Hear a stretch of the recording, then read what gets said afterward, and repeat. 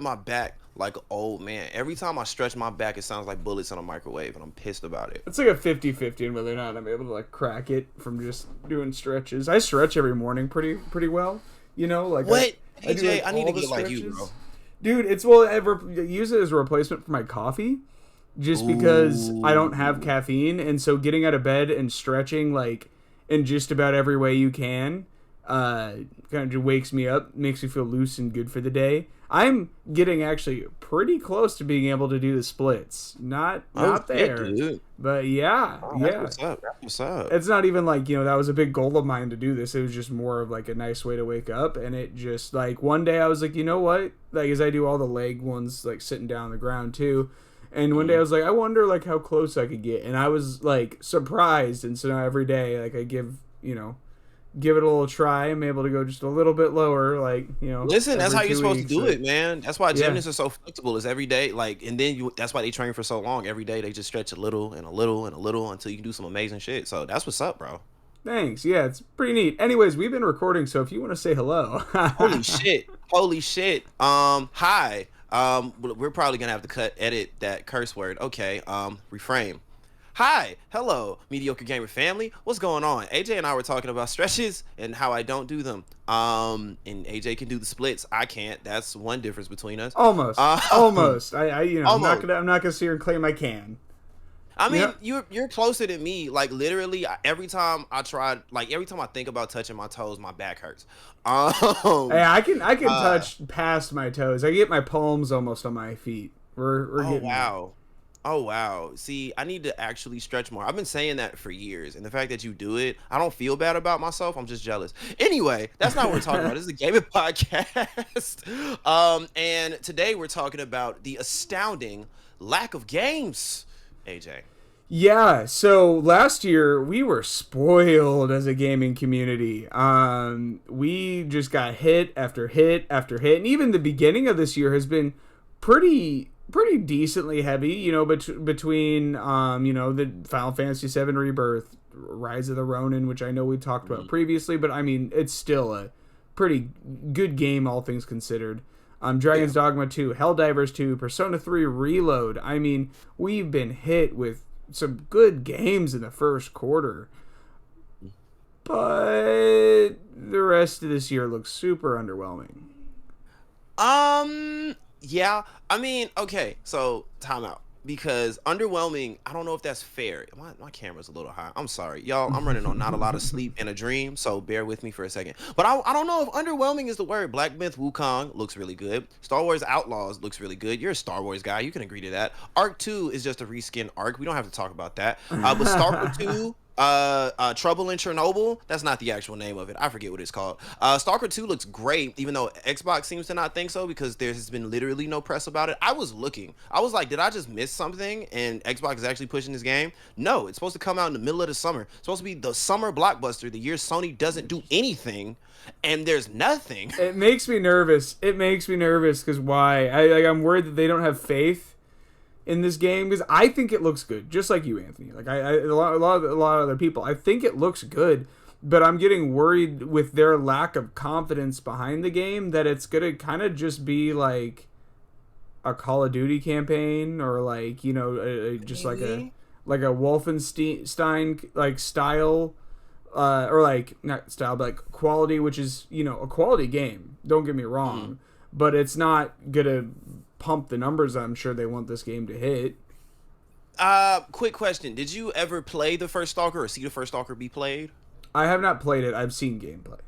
Okay. Well, for those of us who don't know what a stalker is, I mean, first of all, if you know what a stalker is, call your local authorities. But if you don't know the game Stalker, it's basically Fallout but in Russia. That's the best way I know to Mm-hmm. describe it. It's open world, it's first person. You shoot a lot of things, you can make stuff, you can talk to people, interact with people. It's a very open kind of thing. And Stalker 2 looks like the Fallout game we all wanted.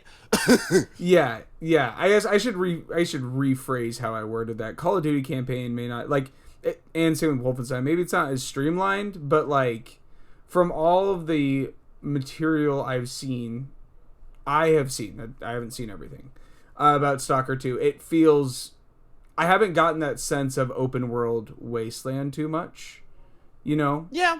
And so that's why I'm a little nervous. I doubt they would go back on that though, because that's how you lose, existing fans on top of not getting many new ones. But I don't know. They don't seem very confident in it.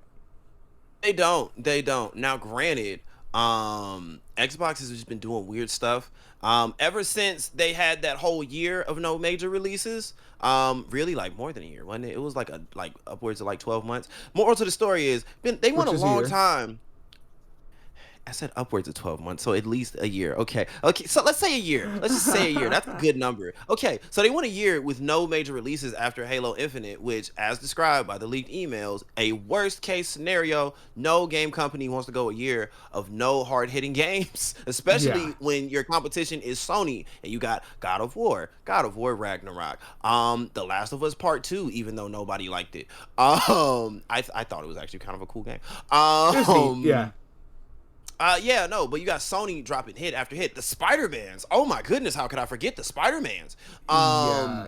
Just hit after hit. Not to mention that Baldur's Gate 3 wasn't even on the Xboxes for like 7 months. That's forever. Yeah, I don't understand Microsoft's strategy. I mean, I'll give them, at least right now, they do. Well, I think right now is prime time for them to step up and release exclusives, because both Nintendo and Sony have not a whole lot. I mean, Sony has Stellar Blade coming out here soon. I think by the time this airs, Stellar Blade will be out. I know it's like right around the corner from when we're recording. And apparently Stellar Blade is more than just boobs and butts. So apparently there's a really good combat system. They announced a new character when we're recording. So you can play as a penis as well as boobs and butts. Nice. I like to hear that. I from what I've heard, the gameplay I've seen from the trailer I watched at the PlayStation showcase, as I've said previously, didn't impress me. It looked super generic, and I still stand by that. Going back and looking at it, it looks generic. But I've heard differently from people who have tried it. They said it's super in depth, really good. Like, there's a lot of really good gameplay there. So it has at least perked my ears up a bit more. And I will say with Stellar Blade, there's actually a free demo out right now. That's like a solid 30, 45 minutes, maybe an hour and some change. Oh, nice. Of just straight gameplay of like the intro of like how the game starts, and then it like introduces you to the world. There's a little boss fight in there. It's actually like a really kind of solid experience. It's like a sexy Souls, like, I guess. I mean, there's a parry, you gotta dodge. There's insane combos that it's like one of those things that's like easy to learn, difficult to master. So yeah, no, it's a deep game, dog. And also, there's a very pretty Asian lady that's voluptuous. Apparently the body's modeled after a model, and she was getting hate because she's attractive, but the face isn't her face, even though it looks exactly like her. They're like, no, we CGI'd the face, but the body's her. It's like, okay, just take her whole likeness. Why just stop from the titties down? Stupid. It's because she's like, there's some skins where she's practically naked, and if I had to guess, that's probably a large portion of the reason why, because gamers be gooning. Gamers will game, I will say that. And then also on the list, multiverses. AJ, okay, hold up, time out, stop the presses. What do you know about multiverses? Because we have not talked about this game, which is interesting. We talk about everything. I played it a bit. I touched it back when it was kind of released. What was that, beta or whatever? It was like, the stupidest beta ever, where it was like released for like a month, and it was like, oh hey, here's this Smash Brothers clone that's actually nothing like Smash Brothers except for the fact it's a 2D platformer when you hit each other. I would say it's one of the better mainstream IP platform fighters since Smash.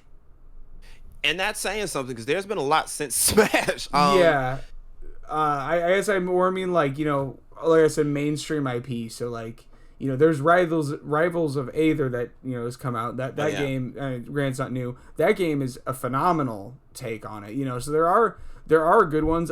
Even what's it called? It's not Brawl Stars. That's one. I'll have it up on the screen. I know exactly what I'm talking about. But there's another one with like 3D animated models that are is also pretty good. It's a lot more rudimentary. And then you have the tough ones like Nick All Star Brawl, which I haven't played two, admittedly, but one was such a turnoff. It's kind of hard to then buy into two. Yeah, no, that's valid. And then a quick thing about multiverses for those of us who are just like, what's a multiverses? It's Smash Brothers, but Warner Brothers. So Batman, Shaggy, and Scooby, Velma, the Iron Giant. Just everything Game that of Warner Brothers Thrones. owns. Game of Thrones. Oh yeah, I forgot Game of Thrones characters are in there. Everything Warner Brothers has, they're just like, all right, we're Looney just gonna put Tunes. that in a game. Looney Tunes. You can play as Bugs Bunny and whoop Batman's ass. And what's interesting about multiverses, which it made I'm so excited for, I'm so excited. What's interesting about multiverses is that each character has different powers. How was that different than Smash? Each of their powers work stupid different from one another, like Mm-hmm. kind of eerily so. It feels like two different characters don't play the same, and that's so fascinating. And all of them are good in specific instances. Rick Sanchez from Rick and Morty looks fucking sick with his portal technology. Oh yeah, dog. Oh yeah. Oh Oh yeah. my gosh, that is Yeah. phenomenal. It looks so good, but also so technical. I'm excited to play it again. Honestly, we should do an episode over it once it's fully out.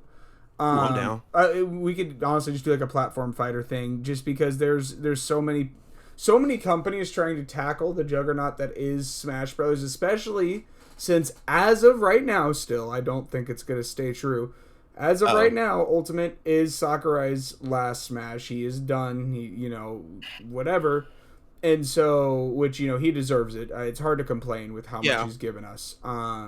Granted, Smash is like my favorite game, so like, yeah, it's hard for me to like not want another one, but at the same time, I don't want someone else to take over for it, and I don't want Sakurai to overwork himself, but everyone's trying to, have that slice of pie now, it feels like, and I feel like it's too soon. I think once, if things ring true and there's no Smash on the next Switch, I think that's when it would have been a good time to fill that void. I think as soon as Smash Ultimate ended, everyone was like, all right, let's release ours now. And it's like, well, Smash is still big, like with all of them. Yeah. Every single one of these, I've always felt, as I'm playing, I always thought, I'd rather be playing Smash right now. And I think that's a sentiment a lot of people have. There's no way Sakurai retires. Like, there's no way. I don't think the people at Nintendo would let him. I think do you remember Teen Titans Trouble in Tokyo, when it's like, oh, we gotta find Broshogun, and they find Broshogun, and he's literally just like trapped in this machine, and he's like, help me please, and like every time they turn it on, he just screams and things come to life. Yeah, I think that's how they're gonna have Sakurai with Smash Brothers games. Just like, yeah, we're just gonna keep you in this room, and we're gonna feed you, and we're gonna water you, and you're gonna keep making these games. There's no way. Because if you lose Smash, what you got? You got Mario. You got what you got? You got Metroid. They have quite a bit. They got Metroid. They got, which they're coming out with Prime 4, which that'll be massive. They have Zelda. We got Kirby. Animal Crossing's now a massive juggernaut. Pokemon is the biggest media franchise in the world, and Nintendo's got quite a bit to cook with. They do. What is it gonna be? Smash. Mario can make up for it somewhat, but no. No. Smash is, there's a lot of people that do buy Switches just for Smash. I full-heartedly know that. That's such a big market to lose. I at the very least, they'll port Ultimate to maybe not the Switch 2, because the Switch 2 is heavily rumored to be backwards compatible, so no point. I have a feeling with Ultimate, they're going to kind of do what they did with Mario Kart 8 and just kind of like, maybe do a little extra, here's some extra Mii costumes or whatever. Shout out to the Mii costumes. We'll throw in all the old stages from the old games and Super Smash Bros. Ultimate Deluxe, whatever. But that'd be kind of, I wouldn't be mad at that. No, I wouldn't either. I think that'd be sick. I think that was a letdown that not every stage was in there, considering they were bringing back every hero. I think that was like, a big missed opportunity, but I don't know. And then the thing about Nintendo, because as I'm looking, please correct me if I'm wrong. Well, we got Princess Peach Showtime and Mario vs. Donkey Kong remake. Those are two that came out this year already. Or already past them. There's nothing from Nintendo on our list, and obviously get us in the comments. We probably missed something. There are too many games. We're not even touching on all the Prince of Persia games that are announced and that we know are coming. The one last year, the 2D platformer that apparently was really good, that you don't play as the prince and everybody was upset about until they played it. Yeah, yeah, we have Avowed coming out this year. Yes. We know that's supposed to be pretty good. Hades 2, indie game, but Hades, I don't, for any of you, including you, Anthony, if you haven't played it, 10 out of 10 recommend. It's going to be like I was gonna say. 15-20 bucks on your Switch. Perfect Switch game or Steam Deck. Yeah. I it's a roguelike top down, which I don't even like top down games, but you just go through, try to go through as many floors as you can before dying, and you upgrade as you go, restart when you die, whatever. I was gonna Um, say I've heard nothing but great things about Hades. So Hades 2 can, if it doesn't go up, it will be considered a failure, kind of like with Gravity Rush 2. yeah, I'm nervous about it just because indie games usually don't get sequels, so it's kind of hard to judge what their success will be. Yeah. But we'll see, man. I don't know. A game that I personally am really excited for. It comes out this year. Here we go. Metaphor Refantasio, made by Atlas, who also makes Persona. Looks like a very Persona-like game. I mean, they took a lot of the head people from Persona and threw it on that team to work on that. So You're I'm. just living right now, man. You got Persona 3 Reload, you got Metaphor. You're just living the dream right Oh now. yeah, Persona fans are pretty happy. And Uh, then, wait, there's been tons of leaks side about note. Persona 6, but anyways, that's Yeah, here no, we I are. mean, Persona 6 probably is gonna be like the next generation because I mean, Persona fans are already living, already doing a thing. So Persona 3 Reload, you've had that what, a month and a half, About a month. a Yeah. month. Okay, how many hours have you put into that game? Because I know it's a lot. I just want to know the number. About 40. Well, okay. Okay. My save says 40. It's Okay. not 40 because that also counts idle time. So it's So probably it's, close to like 30, 35. yeah. I'd throw it in around there. Okay. 30, okay. I mean, and honestly, in an era where again, there's a lot of games. Even though this is a quote unquote slow year compared to last year, where literally everybody threw the kitchen sink at everything. Mhm. Shout out to Alan Wake 2. That game is still dope. Everybody should play that right now. Yeah, no, this is like this what 2019, 2018. This is a stacked lineup in 2019. This is Yeah, important to remember. I agree. And this year I wouldn't say is a bad year in gaming, right? Because I think it's just because last year, like I said in the beginning, we were so spoiled that this year feels monumental. But again, I mean, I think we already mentioned it. Hellblade 2 is coming out. We have Silent Hill 2 remake, which looks phenomenal. Stellar Blade, all new IP from Sony, which is awesome. We haven't seen a brand new Sony IP in forever. I bitched about that quite a few episodes ago. Technically have two. Rise of the Ronin, fam. That's right. Yeah. So that's awesome. Apparently they're not developing any games, but now they're kind of putting their publishing hats on. Hey, I'm cool with that. Get these studios with talented people to make some good games, make some new IPs. We need it. What are you telling me that new IPs are cool, AJ? Wow. Right? Crazy when we don't just keep milking the same one over and over again. And I don't think we should kill off a bunch of old IPs. They always have their place. I want a good Sly Cooper to come back. I want Infamous to come back, but like not in a milked way. Just like, hey, we had this good idea. Here's a good game. Like either way, like we said, Avowed, Star Wars Outlaws. There's tons of good games to look forward to this year. But when you compare it to last year, all those games were released in like a month of that quality. Yes, yeah. Maybe not quite a month, but you get my point. Yeah, no, I got you. Yeah, no, like literally the summer of 2023 was a force to be reckoned with. Into the fall, like right up until Game of the Year time. And even after, because this first quarter is just as stacked as the rest of this year for bigger games that I pulled, right? I didn't pull from little indies that no one's heard of. I pulled from names that everyone knows, but like this year's this first quarter's almost as long as the rest of the year, which is crazy. Yeah, no, but then that brings me back to another question. Then I want to talk about Avowed because I think Avowed is a very interesting case study. But this also brings me to another question of, was 2023 the best year in gaming, AJ? I've asked it once and I'm gonna ask it till we agree. I concede a little more and more each time because I don't think 2023 is in some of the best eras of gaming, but year itself for releases, it's hard to beat it. I mean, it's It's tough. It's tough. It's That's all I'm fantastic. saying. Yeah. It was an incredible year, and we're spoiled. And yeah, you said it best. We were spoiled, and we didn't know how good we had it because the year was so good, nobody cared that the next year was actually trash. Well, and I think really what happened with last year, and sorry, I didn't mean to cut you off, is You're all good, these you're good. COVID games all just came out around this time. It just finally they were ready, and so it was boom. You know, I feel like all 2023 was supposed to be spread out over the last like 2 years, Sure, definitely. Last and three. instead and instead it was just like boom, boom, boom, like all at once. Here we go, because we could finally release these. Yeah. Yeah. No, shout out 2023. Man, it's gonna be a while before we get another year like 2023. But I want Yeah. to talk about Avowed because Avowed is made by Obsidian. Okay. Mm-hmm. Um, how long do you think it's gonna be before Obsidian outshines Bethesda? All right. After that technical difficulty, we are back. Hey, welcome back, fam. We're talking about Obsidian Entertainment and how Bethesda, honestly, and this is respectful to Bethesda, all things considered. Bethesda needs to hang it up. Bethesda just needs to become Obsidian.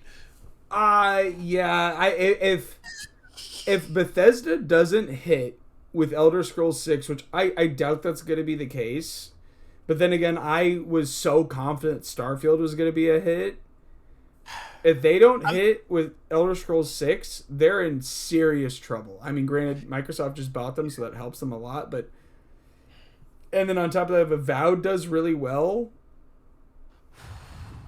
They gonna be in a hot fire because here's the thing, right? Here's the thing about Obsidian Entertainment and Bethesda. Obsidian was basically nobody before Fallout New Vegas. They yep. licensed this game out to Obsidian just because, like, all right, cool, make it. We'll work on. I think it was Fallout 3 at the time, and just all right, cool, whatever, blah blah blah, whatever. And they made that game in 18 months, which is the craziest part of that whole story. And it became a classic, and everybody talks like, oh yeah, Fallout 4 is great, but what about New Vegas? Like Todd Howard, all the OGs are just like, oh yeah, you know, the guys Obsidian, man. Anyway, and so now with the Valve, you could argue that that's Obsidian's version of Skyrim, even though it takes place in the Pillars of Eternity universe. It's not a Skyrim clone. Shut up, you're wrong. I'd argue it's more interesting just because, you know, it's more of a medieval type combat, you know, magic, spells, swords, shields, bows, but we're on an alien planet, so creativity is allowed to run wild, whereas Skyrim, like, don't get me wrong, there is tons of creativity in that game. The lore is insane.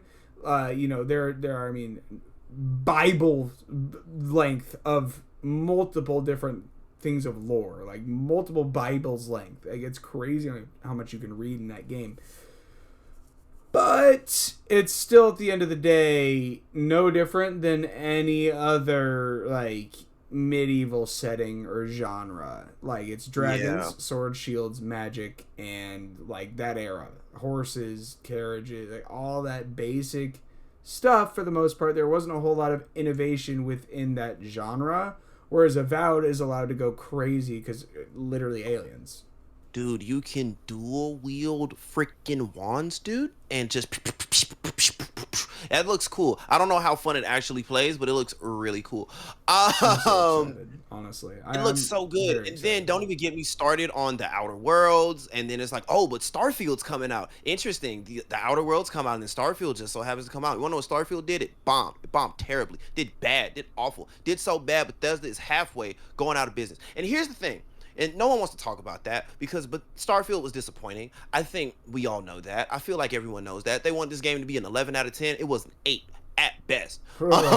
At best. I mean, granted, there was no, an 8. An 8's fair because there's so much content still. It's still a massive game. I mean, they did more than a lot of other game companies can do. So I'm give them that.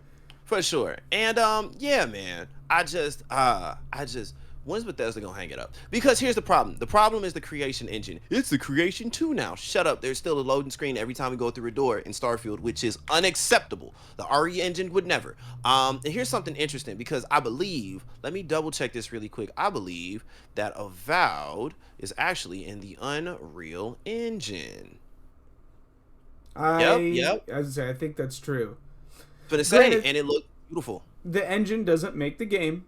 That is still very true. It helps a lot, but I mean, you know, a lot, like I've seen people argue like, you know, these are a lot more broad engines than Bethesda's own, but the Unreal Engine versus Unity Engine gets, you know, argued a lot, and Unity gets a worse rep because you mainly see like phone games using Unity. You know, Unity pops up as like a thing for half the phone games you play, and so people like kind Unity's of assume actually it's a with robust that. engine. No, it can make a full ass 3D game that is worth $70 on consoles and PC. Like they it can do that no problem. I mean, so it's, the engine doesn't necessarily make the game now, especially when you have like a custom one like that. You know, you have the creative engine or like the Hedgehog engine with Sonic games. Like, you know, it's made for those games, so you know it's your own. You should be able to utilize it better. I want to put this conversation into perspective, right? CD Projekt Red, they made The Witcher 3 on the Red engine. The Red engine is one of the most impressive engines, period. The Witcher 3, like right now, if you boot up a PlayStation 4, Xbox, was it on the 360? My point is that game looked incredible like a decade ago. That game looked incredible a decade ago. It looks amazing now, right? CD Projekt Red just like in the past couple of months announced that they're moving all to Unreal Engine. As they should. It's just easier because everyone knows Unreal or Unity. I mean, or both. Like, you know, all developers know that. New developers coming over don't know the Red engine. They don't. They have to learn that. There's time involved with that. So, I think it's smarter to not have your own proprietary engine. I agree. Like, granted, I'm not a developer, so I don't fully understand. But I'm not a developer either. But from all of what I like, sorry, I don't mean to cut you off. Please. Well, back to what I was gonna say. The engine doesn't necessarily make the game. You know, like with Starfield, like the story wasn't ass because of the engine. No, but one of the biggest parts of any Bethesda game is the modding community. The fact that mods basically save Skyrim, like essentially. Modders are literally giving up on Starfield. They're like, the creation engine is the reason I can't do this. Which is so saddening because Starfield feels like the very good like base ground for a game, especially set in space. So the fact that I was really looking forward to coming back to it 2-3 years later and having just a shit ton of mods and turning it into a way more fun game. So I'm really sad that modders are kind of giving up on that. Kind of like, I was excited for Cyberpunk also to have like really cool, crazy out there mods. I was like, that it feels like the sky's the limit, and people like don't really want to get into crazy modding with it because it's not easy. And I'm like, it's such a letdown because it can be so cool. Yeah, and then, but I mean, again, modding the Red engine is a whole other animal. Exactly. Apparently, that's just difficult. Apparently, but with the creation engine, I mean, it's essentially the same engine that runs Skyrim except broken. So, it's just an old engine. It's just really fucking old. I mean, between Skyrim, Fallout 4, Starfield now, Morrowind, like it is just so old. It just needs to go. Yeah, it does. And again, I don't think they're ever going to do it. They might just be like, ooh, Creation Engine 3, because Starfield runs on the Creation Engine 2. If they use the Creation Engine 2 again for Elder Scrolls 6, I feel like that's going to take a lot of wind out of people's sails.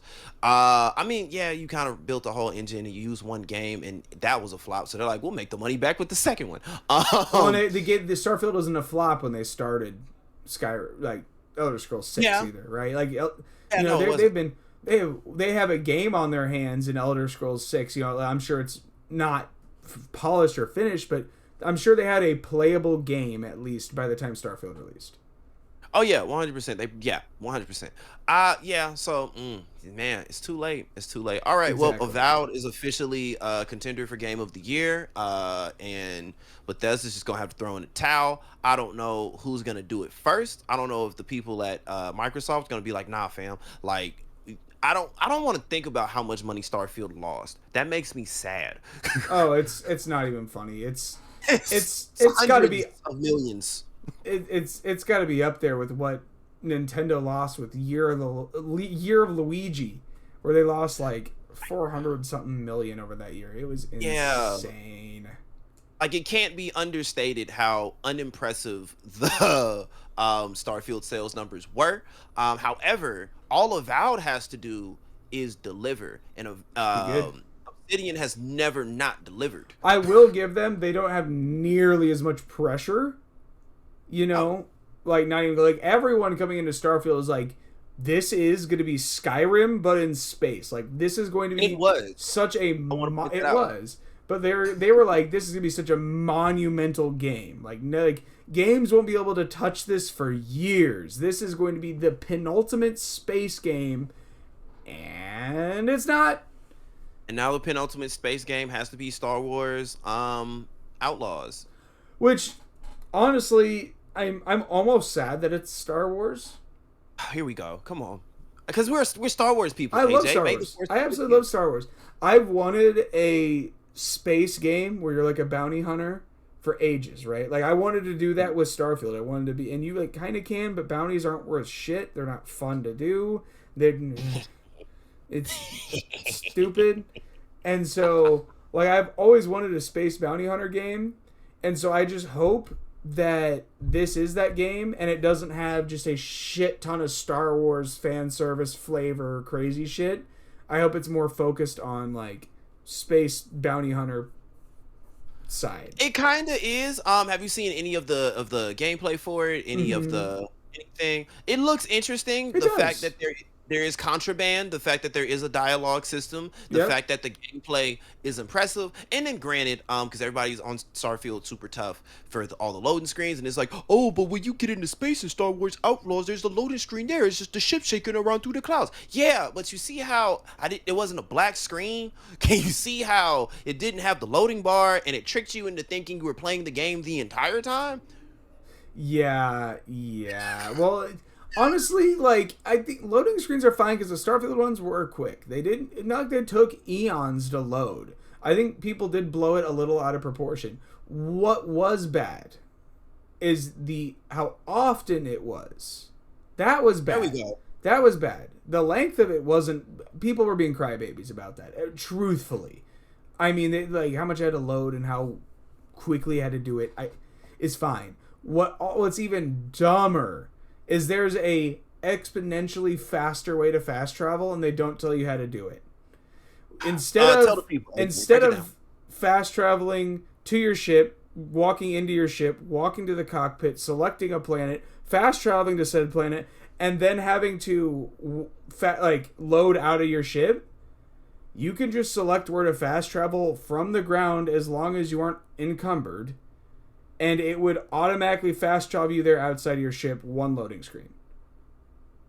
So the fact that they What's the didn't tell point you of the rest of the mechanisms? that it's what they didn't, what's stupid is they didn't tell you about that. Hmm. But if your problem is loading screens and all the loading, you can avoid it. All right. And if you go into a building that has 4 doors, welcome to 4 loading screens. And if you got to leave that building to fast travel, that's 8 loading screens. It's one loading screen to walk into the building. There is one building with like an elevator, and that had like, yeah, each floor had a load, but you're also like going up an elevator. So like I don't know, like there were big floors each. I think people. I'm good to stand by people being crybabies. Little too much. It was egregious. Okay. It wasn't good, but it wasn't as bad as everyone made it sound either. Okay, I'll give you that. It probably wasn't as bad because the loading screens were quick. I'll give you that. They were like, what, 3 seconds? 3 seconds. AJ, what if I told you that right now in Dragon's Dogma 2, you can walk into basically every building, basically, and no loading screen, no nothing. Quests just kind of happen. People find you. It's actually Mm. very engaging. I need to play more as we speak. My point is, yeah, all Avowed has to do is deliver it. Bring that Yeah, back home. All Avowed has to do is deliver it. And then I feel we're gonna be looking at Bethesda a little different when this game comes out. yeah, absolutely. Uh, I do want to point out while we've mentioned some good successes of this year. There's been a few Mm. stinkers mixed in there too that have come out this year so Yeah, far. just a handful. Just a handful though. Which Skull is and astonishing. Bones. Our first quadruple A game. So okay, so Skull and Bones. couldn't win for losing. We could do a podcast episode on the history of Skull and Bones because the reason that game got made is so fascinating. Really? So I what see. happened was Ubisoft made some type of deal for some type of loan with the Singaporean government. And basically, if they didn't create this game, which is why, like to this day, from the inception to this day, this game has been in development for like a decade. Um, there's like a litany of Singaporean designers and teams working on it. That's because they got a loan from the Singaporean government back like almost a decade ago when the game first started. And instead of canceling the game, they shuffled it around between like four, five, six different directors, six different teams. And so the Development vision hell. was it went through literal development hell, but if they defaulted on the loan, then they'd be in trouble with a government, and I don't think they wanted to deal with that. They're just like, we'll just release a bad game. We can eat that. And the marketing came up with a quadruple A game just to get some sales because they knew it was going to flop. I guarantee it. Yeah. Yeah, probably. They're just like, I mean, and then also timeout because that's just misleading. Because what happened was I think it was I forget who it was that was working on the game. I want to say it was the latest director that was Mm. like, yeah, this is gonna be the first quadruple A game. You want to know something? I like to take developers and game directors at face value with that type of stuff because I genuinely feel that they mean that, right? I genuinely feel that they wanted this to be a quadruple A experience. Yeah. But the craziest part about all of all that money lost, all that time spent, all that energy essentially wasted for a game that is not worth $70, it's not quadruple A, barely a double A, is literally all people wanted was Assassin's Creed, Black Flag. I almost forgot an L. AJ, that was gonna be bad. That's gonna be bad if I landed on that G. Black Flag with no Assassin's Creed stuff, and we did not get that. No, no. That everyone wanted an open world Black Flag with their friends, and everyone's like, you could have done that. You could have literally made just like some very generic side quests. Let me go roam the seas, had the same movement and combat for the most part as Black Flag. Done. Easy. Almost an asset flip at that point. And you want to know something? Everyone would be happy. And then I here's would have bought something it. here's something very, very interesting about Skull and Bones. And one of the many reasons, because again, different directors, different whatever, get development hell. One of the things that's very fascinating is recently, like very recently, like right before Skull and Bones actually came out, they announced that they're making an Assassin's Creed Black Flag remake for modern consoles, which then would defeat the purpose of having an always online Black Flag. If you're executive A, B, or C, you're just like, why would I release the same game twice when this game costs X amount of hundreds of dollars and it has to come out versus this is actually an asset flip, which is making it pretty. Yeah, I get that, but at the same time, companies are pushing for this, you know, all online live service game thing now. So I don't know. I could see it either way. Either way, they should have done that. They fucked up. It did. We are coming up on time. All right, Anthony, you want to yell about Suicide Squad real quick? I'll let you have the floor. hey, we've already yelled about Suicide Squad quite a bit. That did come out this year, and that has been atrocious. You know, just a further push that this year isn't all that great with glitz and glamour. It's mostly great though. That's two stinkers out of like what, like 20 games, and that's just the ones we cared to mention. The That indie is true. scene is living right now. Indie scene is thriving. They are doing great. I didn't pull a lot of those just because, you know, that's not really a big topic of discussion, just because those are very individualistic on what people will like with those. Guys, please comment down below any indie games someone should check out. We should check out. We could do an episode on indie games. AJ and I are down. We just don't know enough about them because there's a lot of games and we're busy. And games aren't cheap. Talk. Somebody sponsor us, Jesus. That would be amazing. Hey, you know what? Obsidian, sponsor us. We'll play Avowed day one. We'll live stream Dude, it. okay, I have no integrity. If you want to send me a copy of Avowed, I'll say whatever you want. Just give me a script. I got you. I'm in acting classes and everything. I got you. I'll give you a Oscar-worthy performance if you give me a copy. Somebody send this to your people. Send AJ a copy too. He'll give you an Oscar-worthy performance too. 2 for the price of 1. I'll do it in an adult diaper even. Shit, I'll do whatever you want. Hell yeah. What do you want? Obsidian? What do you want? Somebody send this to the good people at Obsidian. We love all of the Mediocre Gamer fam who does that, which is probably none of you. We understand it's weird. Let's see. AJ, anything you want to tell the people? I don't think I have anything to tell the people except like, comment, and subscribe, and check us out. Yeah, as always, guys, it's awesome talking to you. It's always good talking to the fam. Miss you guys all the time. Please let us know also down below what games you're most excited to see coming up this year. What games that you've been playing already that have come out this year. We'd love to have a little discussion down below. And without further ado, I hope you guys always stay mediocre.